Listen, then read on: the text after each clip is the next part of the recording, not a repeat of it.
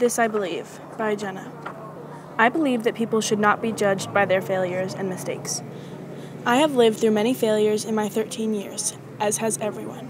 But as Mary Pickford once said, if you have made mistakes, even serious mistakes, you may have a fresh start any moment you choose. For this thing we call failure is not the falling down, but the staying down. Coming back from failure is important, and it is such a great feat that you should not be judged for the failure itself. When I was 6 years old, I thought I'd try t-ball, so that I could be like my older sister, Chloe. She played softball, and I, being the little sister, wanted to be just like her. I joined the local league and showed up at all the practices. It was fairly boring, but I assumed the games would be more exciting. I was wrong.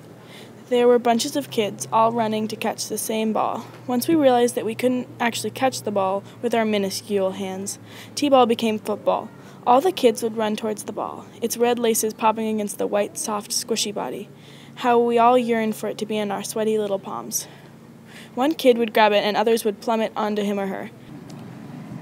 The children on the bottom would whine about how they were hurt and the coach would come break it up. No points for anyone. That is when I realized I hated t-ball. I couldn't be like Chloe. I couldn't learn to love t-ball.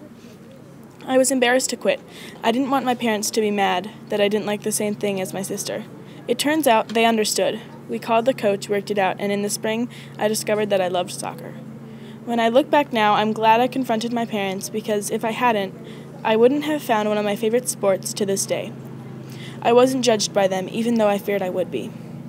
In my 5th grade math class, we would do warm-up problems, some of them simple, some of them complex. I was confident that I knew what I was doing and volunteered to show my work in front of the whole class. I walked through my problem on the whiteboard. My words came out as smooth as water rushing through a gully, until some girl in the front row said, "That's wrong. 5 times 4 isn't 25. Your whole problem is wrong." I was so embarrassed, I bumbled about how it was a mistake and I actually didn't have it right. I took my paper and rushed to my seat. I could feel my face burning. She could have kept her mouth shut, but instead she embarrassed me. Why would she do that?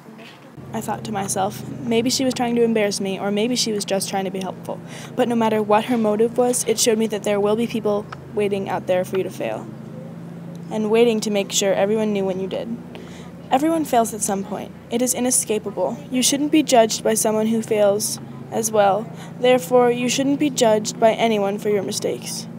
The point is, everyone makes petty mistakes, and they shouldn't be judged for them.